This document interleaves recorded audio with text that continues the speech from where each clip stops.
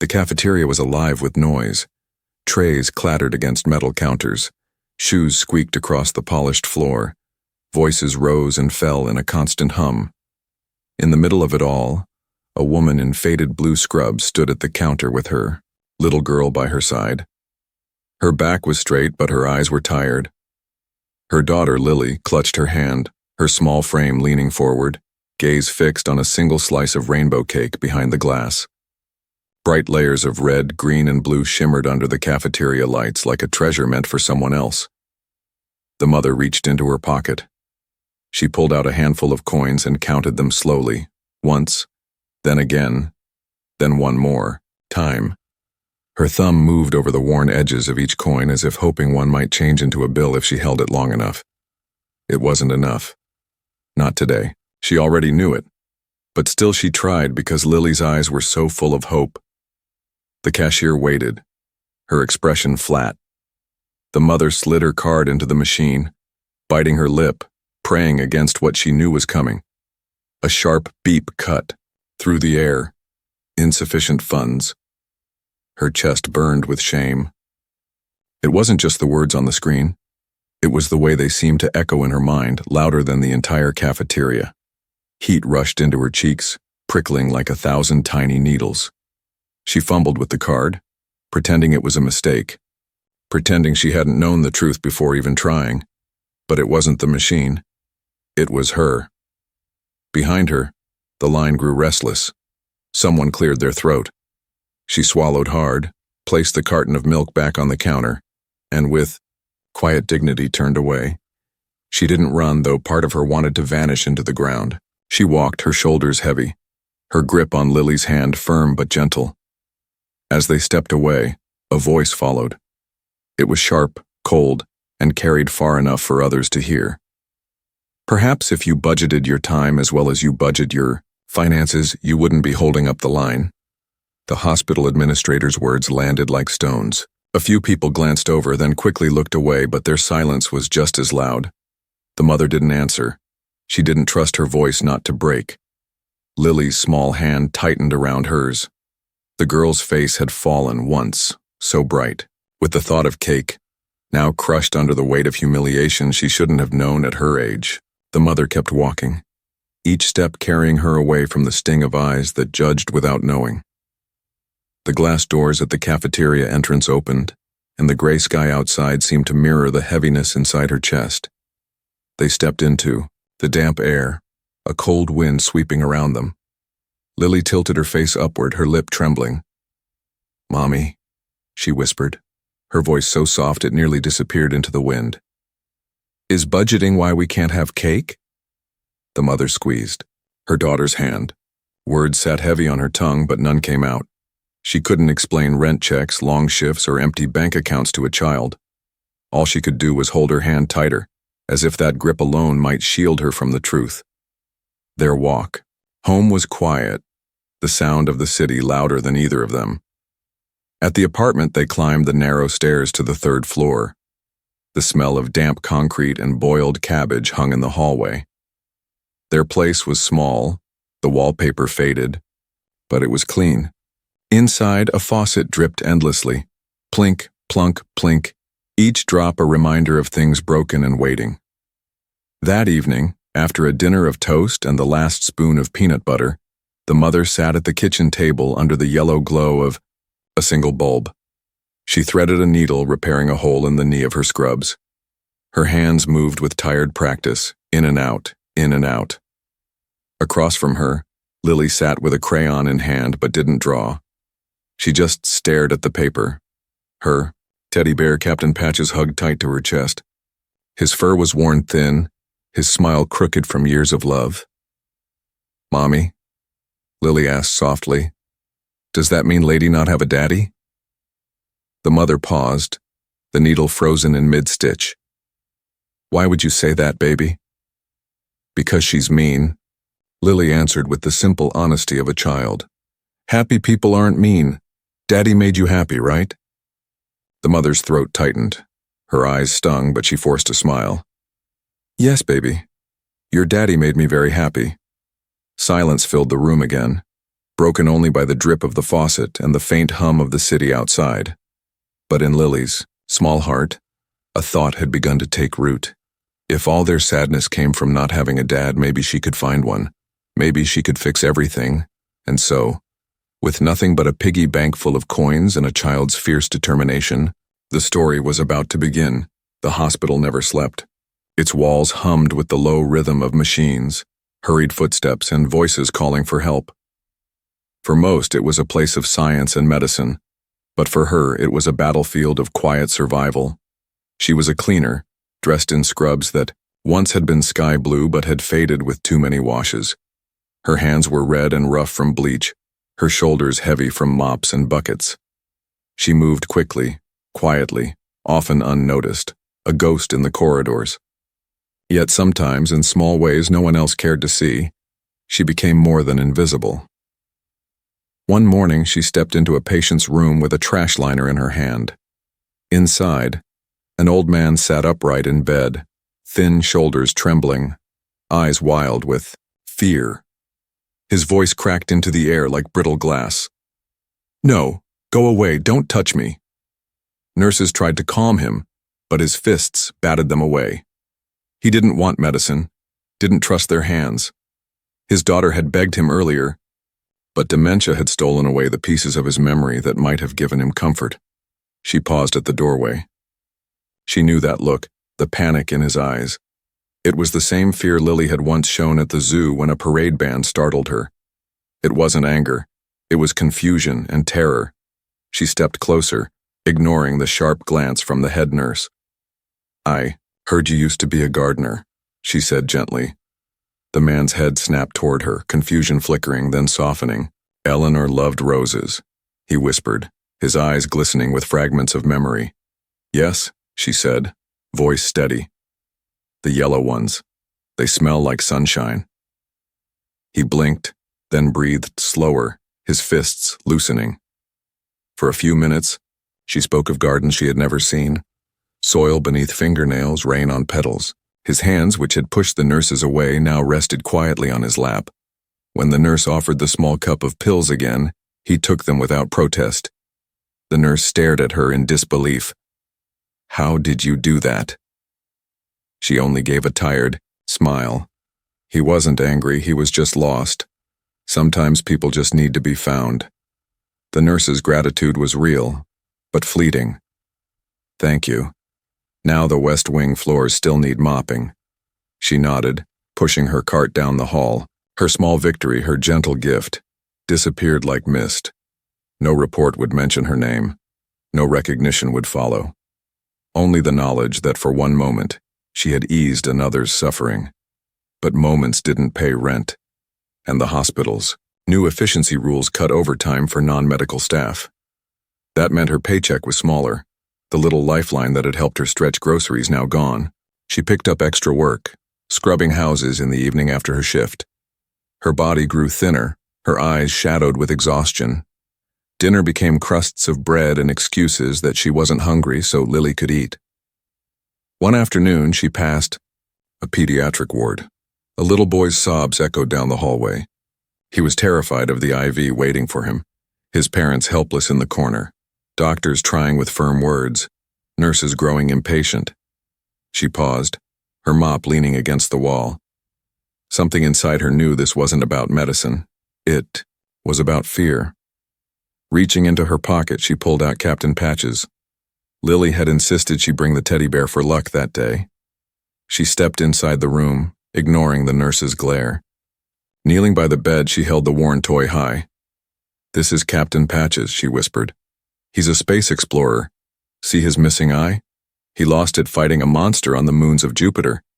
But he wasn't scared." The boy sniffled, staring at the bear. His tears slowed. She leaned closer. "This isn't a needle. It's rocket fuel. Captain Patches needs it to power his ship. But he can't do it alone. He needs a co-pilot. And you look brave enough." The boy's lips trembled, then he nodded. Slowly he held out his arm. "For the rocket fuel," she said softly. The nurse acted quickly. The IV slid in before the boy even realized. His parents cried with relief. The doctor shook his head, astonished. That was incredible. What's your name? She lowered her eyes. Hayes. He smiled. You have a gift. She tucked the teddy bear back into her pocket, walked out, and picked up her mop again. Another small miracle, unseen, unrewarded, a flicker of magic in a place that measured only charts and numbers. That night, exhaustion pressed on her chest like a weight. Her hands trembled as she unlocked the apartment door. Lily was already waiting, sitting cross-legged with her crayons, drawing stick figures of families with smiling faces, families with daddies. She kissed her daughter's head, whispering, "You've been so good today." But inside, the cracks widened. Each day she gave all she had. Each night, she returned home with less. And though no one else could see it, Lily saw it. She saw her mother's shoulders sag when she thought no one was looking. She heard the sighs when bills piled up on the table. She felt the sadness in the silence between words. And slowly, in Lily's small heart, a plan was forming. The red notice on the table glared back at her like a wound. The words were harsh, printed in bold letters, a final demand from the power company. The faucet dripped in the kitchen, each drop echoing like a cruel reminder that even the smallest things were broken. She held the paper in trembling hands. Rent was already behind. Food was running low. Now even the lights might go out. She folded the paper and set it aside, trying to hide the fear that clawed inside her chest. Lily was sitting nearby, crayons scattered on the table. Her drawings always showed the same thing. Families smiling, holding hands, always with a father beside them. Sometimes the father wore boots, sometimes a soldier's hat, but he was always there. Her child's imagination gave her what life had taken away. That evening, when the sun dipped low and shadows filled their small apartment, the mother reached under her bed and pulled out a wooden box. Inside lay a folded American flag and a bronze medal resting on faded velvet. She ran her fingers across the metal. The cool metal was heavy with memory. It had belonged to her husband, the man who once promised to build a future with her, the man who never came back. "Mommy," Lily whispered, watching her, "tell me about Daddy again." Her throat tightened, but she forced a soft smile. "Your daddy's name was Mark. He was a soldier, but he was gentle. He smelled like sawdust and sunshine, and he had the loudest laugh you could imagine." Lily leaned closer, eyes shining, in the dim light. "Was he brave?" Her mother nodded, tears stinging her eyes.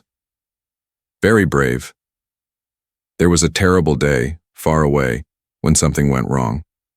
But your daddy made sure his whole team came home. He saved them all."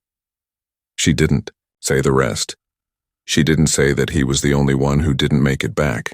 She didn't say that his bravery had left her to raise their daughter alone, scraping together a life from long shifts and little sleep. Lily's small hand reached out, touching the metal. "So you're brave too. You save people, like Daddy. You saved the old man with the garden. You saved the boy with Captain Patches." Her words cracked something inside her mother's chest. She shook her head. "No, baby, I'm not saving anyone. I'm just trying to keep us alive." But Lily's eyes were steady. "Daddy saved soldiers. You save sad people." Her mother pulled her close, burying her face in her daughter's hair. She wanted to believe it, but the weight of unpaid bills and endless shifts told a different story. That night, the rain came hard. It pounded the windows, seeped into the walls, filled the room with damp chill.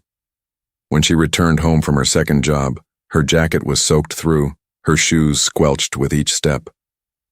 On the door was another paper, taped down against the rain. The words burned into her heart. Eviction notice. Vacate within 72 hours. Her knees almost gave out. 3 days. That was all they had left. 3 days before their little apartment, their only safe place, would be taken. She carried the paper inside, her fingers numb. She tucked Lily into bed with Captain Patches, kissed her forehead, then stumbled into her own room. She sank to the floor, the weight of the world pressing her down until she could barely breathe. Silent tears fell, not gentle ones but broken ones that carved deep lines down her face. She covered her face with her hands, whispering into the dark. I can't do this anymore. I'm failing her. I'm failing you. The metal's words echoed in her mind. Leave the world a little brighter. What a cruel joke. She was a candle burning to nothing, about to be blown out by the storm. For the first time, giving up felt like release, like stepping out of endless pain. She didn't notice the soft creak of the door. In the hallway, small eyes watched. Lily had heard her mother's whispers, had seen her strongest person curled on the floor, shoulders shaking. The world tilted for the little girl. If even Mommy was broken, who would fix things? Her young mind worked fast, simple, direct. They didn't have money for milk, for cake, for home. They didn't have Daddy. That was the problem. A dad would fix the leaky faucet. A dad would chase away mean people. A dad would make Mommy stop crying. She crept back into her room, determination burning in her chest. She pulled her piggy bank from under the bed, heavy with coins she had collected from birthdays, sidewalks, and kind strangers. It was her treasure. She poured the coins into her backpack, slipped Captain Patches inside for courage, and whispered to herself, tomorrow I'll fix everything. For her, the plan was simple. If you didn't have something, you bought it. You bought crayons. You bought milk you could buy a dad. Morning came gray and cool, the kind of light that makes a city feel half awake. In the small apartment, water ran in the bathroom and steam curled under the door. The mother stood under the spray, washing away the sting from the night before, unaware of the quiet plan moving in the hallway. Lily was already dressed. She slid her backpack over her shoulders, checked the side pocket for Captain Patches, then crouched to pull the heavy piggy bank from under her bed. She had already emptied the coins into a zip bag the night before. She pressed the bag flat with her small palms and tucked it deep inside. She paused at the door, looked back at the tiny kitchen and the single bulb above the table, then whispered a promise to the room. She would fix it. The corridor smelled of damp concrete and old paint. She moved on careful feet, counting the steps like a game so she would not think about fear. Down one flight, then another. At the building door, she wrestled with the heavy handle, leaned her weight, and slipped into the morning. The city roared around her. Buses groaned. Tires hissed through puddles. Workers in jackets hurried past, faces set on the day ahead. Lily hugged the straps of her backpack and picked a direction. She knew one word that mattered. Vance. It was written in big silver letters on the side of the main hospital building. She had heard nurses talk about a company and a tall tower made of glass. So she asked. She stopped by a newspaper stand and lifted her voice. Excuse me, where is the Vance Tower? The man behind the stand studied her for a second, eyes softening when he saw Captain Patches peeking from her zipper. He pointed east. 3 big blocks and then turn right. You will see it. It looks like the sky. She thanked him with a small nod and walked. The blocks felt long, but the purpose in her chest kept time like a drum. She passed a bakery window with lines of warm bread. The smell wrapped around her and tugged at her stomach. But she did not stop. She passed a woman, watering plants in a window box, and thought of the old man who liked roses. She kept going. When she turned right, she saw it.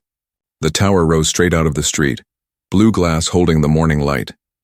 It was larger than she had imagined. She could see herself reflected in the doors, a small figure with scuffed shoes, her hair loose where the elastic had slipped. She stood a moment to breathe, then pulled the door open. The lobby floor was polished stone. It reflected the ceiling lights like a quiet pool. People in sharp suits moved quickly between security gates and lifts. A guard stepped from behind, the desk with a practiced kindness. Hey there, are you with someone? I need to see the man in charge. It is an emergency. He glanced at the receptionist. We can call your mom or dad. I am here for my mom, she said, and held her ground. Please. The receptionist bent low over the counter and kept her voice light. Sweetie, you cannot go upstairs. Tell me your name. I will help you call home. A courier burst through the doors with a cart piled high with boxes. The guard turned to hold the door. The receptionist lifted a phone. The cart wobbled and one box slid. Papers fanned across the floor like startled birds. People moved at once. The guard stooped. The courier reached. The receptionist straightened. In the small space between all those motions, the elevator doors slid open with a chime. Lily moved. Not a run, just a quick sure step, small enough to be missed. She slipped past a briefcase, around a shoe, and into the elevator car. Her fingers searched the panel. The highest button had a small star.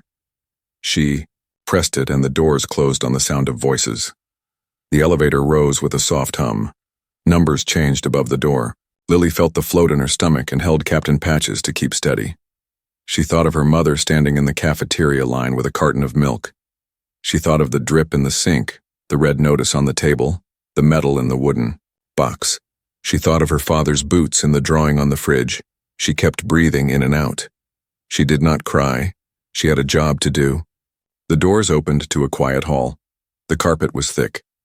Light fell across framed photos of hospitals and city skylines. At the end of the corridor, a pair of wooden doors stood closed, dark and smooth, with a brass plaque polished to a soft shine. She walked to it and read the name engraved there. Julian Vance, CEO. The handles were heavy, but the doors gave when she pushed. A large room opened in front of her.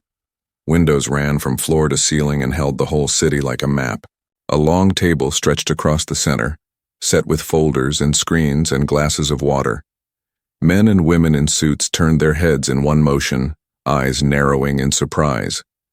At the far end, a man with silver streaks in his hair paused mid-sentence, one hand open over a stack of papers. No one spoke.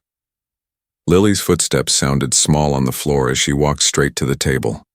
She reached into her backpack and pulled out the bag of coins. The zipper rasped. She set the bag down, then loosened the seal. The coins slid out and spread across the polished wood in a bright scatter. The sound was sharp and clear, one note that cut through the room and kept echoing in the glass. She lifted her chin. Her voice came out steady. "Where can I buy a dad? This is all my money. My mom is the best. She needs help." Silence held. The suits looked to the man at the head of the table. He had not moved. His eyes were fixed on the child, not with annoyance, not with scorn, but with a focus that pushed everything else away. He set his papers down. He stood. The city behind him seemed to tilt, as if something old had shifted at last. Lily waited, hands flat on the table beside her coins, Captain Patches sitting guard at her elbow. The question hung in the room like a bell still ringing. The coins rolled across the polished table, ringing sharp against the silence of the room. For a moment, no one moved. The men and women in suits who just seconds ago had been debating numbers and strategies sat frozen in their chairs. Their eyes flicked from the coins to the small figure who had spilled them, then to the man at the head of the table. Julian Vance, CEO of the vast corporation, stood rigid. His silver-streaked hair caught the light from the window, his storm gray, eyes locked on the child in front of him. At first, irritation flared across his face. Another interruption, another distraction in a world that ran on order and control. But as he stared into the girl's honey-colored eyes, something shifted deep within him. A memory stirred, unbidden, unstoppable. 5 years ago. Kandahar.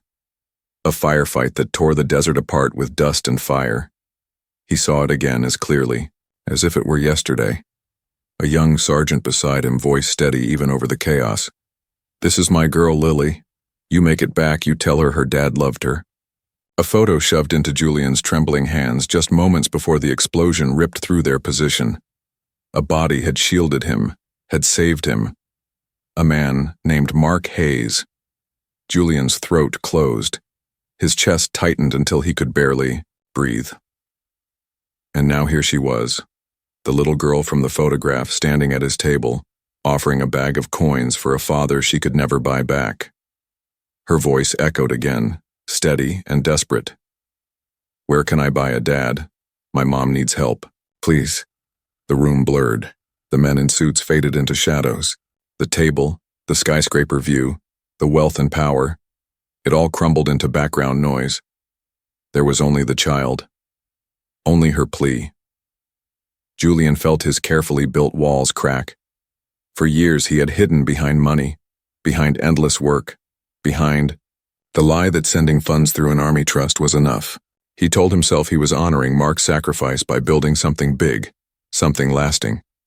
But he had avoided the one truth that mattered, that Mark's family had been left behind, that the widow and child of the man who saved him had struggled in silence while he sat in glass towers. A sound tore from his throat, rough and raw, startling the room. It was not the polished tone of a CEO, but the broken sob of a man crushed under guilt. His shoulders shook. His hand covered his mouth, but the tears came anyway, spilling down, unstoppable. The board members stared in disbelief. Their iron leader, the man known for his cold precision, had fallen apart in front of them. He pushed his chair back and dropped to his knees in front of the child. The fabric of his expensive suit creased against the floor. His stormy eyes met hers, flooded now with tears. His voice was hoarse when he spoke. "You can't buy a dad, little one.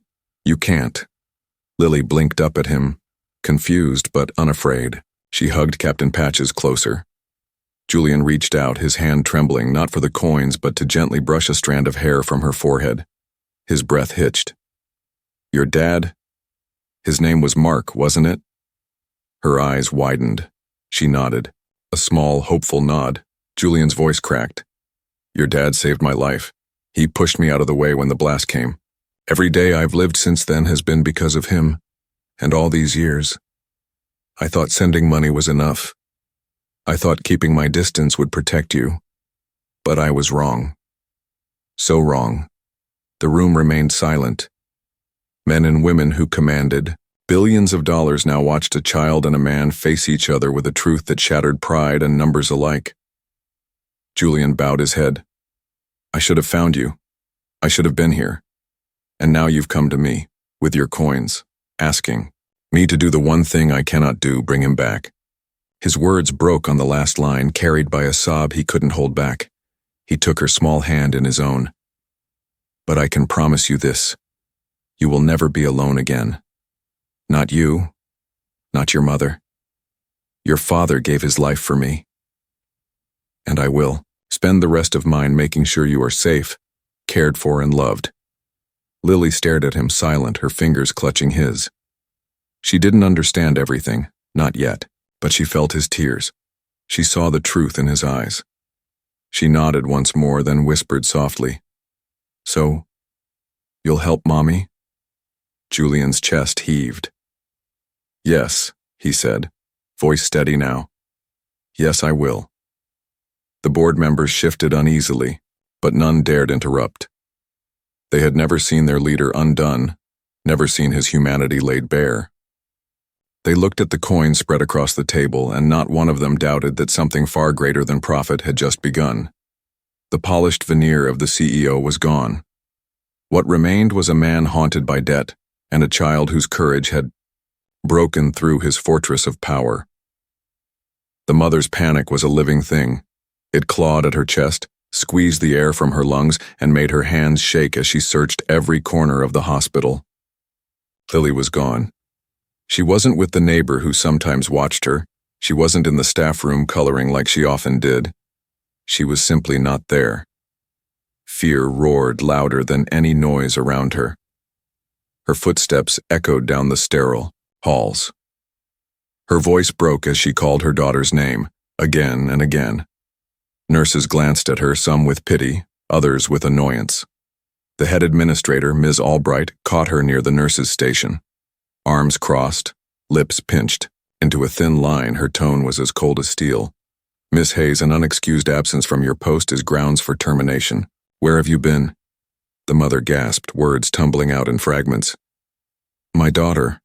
She's missing. I can't find her. I have to look." "Your personal problems," Albright snapped, voice cutting like glass, "are not the hospital's concern. You are irresponsible and—" She never finished. The glass doors at the hospital's main entrance slid open with a soft hiss. A hush fell over the bustling lobby. Heads turned.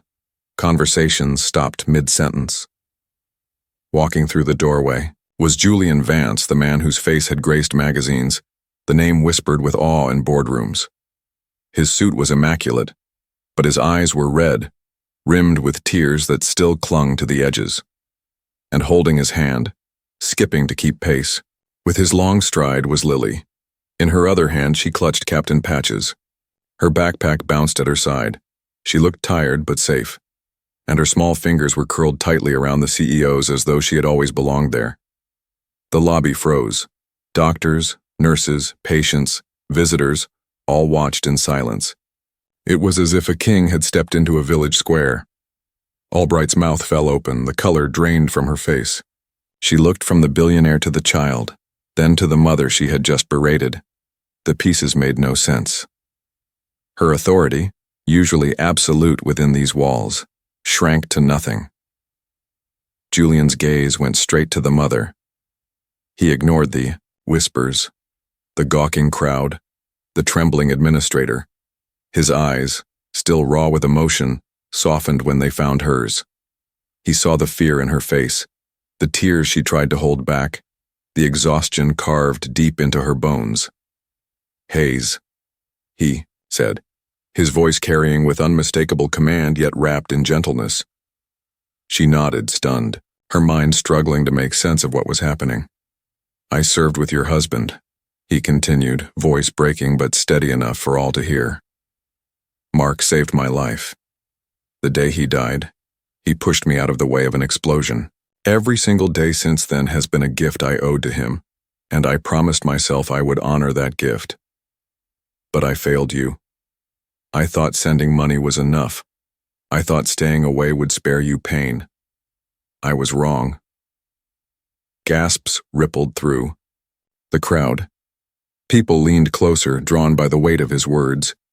He knelt then, bringing himself level with Lily, who stood between them, her small hand still holding his. "Your struggles are over," he said, looking from Lily to her mother. "I will not let you fight this alone anymore. I promise you everything. It's going to be okay now." For a heartbeat, silence held. Then he rose and turned his gaze to Albright. The softness vanished from his face, replaced by a glacial cold that cut sharper than any blade. "My office," he said quietly but firmly. 10 minutes. Bring your resignation letter." The administrator's lips parted, but no words came. She looked small, diminished, her power gone. The crowd knew it too. Whispers surged, not of pity now, but of awe. A shift had happened before their eyes. The mother stood frozen. Lily pressed close to her side. In minutes, the identity she had, carried for years, the invisible cleaner, the overworked widow, the charity case, was stripped away. She was no longer just a tired woman pushing a mop. She was the widow of a hero, the mother of a brave little girl, the woman to whom the city's most powerful man owed his very life. Lily lifted her face to her mother and smiled, as if to say, "I told you I could fix it." And in that moment, with the world watching, something inside her mother shifted too. For the first time in years, the crushing weight of hopelessness lifted. She was seen. She was believed. And for once, she was not alone. Sunlight poured into the small kitchen and warmed the new tiles. The old drip was gone. A steady hum from a clean refrigerator filled the room, gentle and calm. Cookies cooled on a tray beside a thick nursing textbook. A pen lay across a page, marked with careful notes. The mother stood at the counter in soft jeans and a sweater, hair pulled back, eyes bright with a kind of tired that felt right. She was studying, and each page she turned felt like a door opening. Lily sat at the big wooden table with a box of crayons. Her drawing showed 3 figures holding hands under a sky full of stars. One was a soldier with boots and a kind smile. One was a woman in light blue, a nurse badge on her shirt. The third was a tall man in a suit with a small heart on his tie. Under the picture, she printed their names in careful letters. Daddy, Mom, Uncle Julian. The doorbell chimed. Lily jumped, up and ran, socks sliding on the floor. Julian stepped in with a paper bag and a grin that reached his tired eyes. He set the bag down and pulled out fresh fruit and a tiny box with a slice of rainbow cake. Lily clapped once, bright and loud. He laughed and ruffled her hair. Only on Tuesdays, he said, a rule he loved to repeat, as if saying it kept the world balanced. They ate simple dinner together, the kind with second helpings and easy talk. Julian asked about flashcards and clinical labs. The mother told a short story about a practice session where she calmed a nervous classmate by counting breaths in and out. Lily described a school project about brave people and showed the picture of a folded flag she had drawn in the corner. After dishes, they walked to the small park 2 blocks away. The light turned gold and made the leaves look alive. Lily ran toward the swings, shouted to be pushed higher, then higher again. The mother and Julian stood near the bench. For a while they watched in silence, the kind that is soft and shared. "She is sleeping again," Julian said. "No bad dreams this week. She does not ask for the light to stay on anymore," the mother said. "She checks the window once, then climbs into bed with the bear and falls asleep. She trusts the world a little more," he said. "She trusts that we will meet it together," she answered. He nodded, his voice lowered. "He talked about you all the time. He said his job was to keep people safe. He said your job was to make the world beautiful." She smiled, the kind that starts in the eyes. "He said that when the ground is hard, you can still grow flowers in the cracks." They walked home as the first streetlights blinked on. In the living room, 2 frames sat on the mantel. One showed a young soldier in uniform, sun bright on his face. The other showed 3 people squinting at the camera in the park, hair messy, from wind, smiles wide and real. The mother touched the soldier's frame with 2 fingers. A small promise kept each night. Weeks moved forward like steady steps. The mother's mornings started with coffee and flashcards. Her afternoons belonged to lectures and skills labs. On clinical days, she pulled on fresh scrubs and a student badge that read, Hayes. The first time she walked onto the ward with a stethoscope in her pocket. Her hands shook. Then she saw a child crying in a treatment room and her hands stopped shaking. She knelt beside the bed and spoke softly about brave hearts and how fear is a loud friend that sometimes lies. She counted breaths with the child, pressed her palm to the little chest, and helped the nurse place a small line with quick skill. When it was over, the nurse squeezed her shoulder and said, "Good work, student Hayes." It was 2 words, simple and fair. They landed like light. At lunch, she passed the cafeteria case and paused at the glass. The same bright cake sat under the lights, but it was no longer a promise out of reach. She bought a small slice and carried it out to the bench by the window, where the cleaning crew rested. She set the plate in the middle and said, "For break," then took a forkful herself and laughed when the frosting left a stripe on her knuckle. The crew laughed with her and the room felt kinder. The hospital changed in small ways that added up. A new administrator learned names. Schedules shifted to give breath back to tired people. A notice went up about a scholarship for families of fallen service members, the Mark Hayes Memorial Fund. On the day they announced it, a vase of yellow roses appeared at the nurse's station. No card, just a scent like sunshine. The mother stood very still and closed her eyes, and in that moment she felt both loss and joy, strong and side by side. One Saturday, they visited the stone marker at the quiet green beyond the city. Lily placed a drawing at the base, a family under a night sky where one star was larger than the rest. The mother spoke out loud, voice steady. She told the soldier what had changed. She said they were safe. She said they were learning and building and trying. She said they were leaving small lights behind them as they walked. On the way home, they stopped at a store for flour and milk. At the register, Lily asked for a balloon. The mother nodded and paid with her card. It beeped once and showed a word she had not seen in a long time. Approved. She stood for a second and felt the tears come, not heavy like before, but light and clean. That night, after stories and teeth and one extra hug, the mother stepped to the mantel and looked at both frames again. She spoke in a whisper that was not sad. "We are doing it," she said. "We are leaving the world a little brighter." Lily called from her room and the mother went, the sound of her steps easy on the floor. The house was quiet, the kind of quiet that feels full. Outside, the city moved like it always does, fast and loud. Inside, 3 people carried forward, A light that had begun long ago with a brave act, a jar of coins and a small hand that would not let go.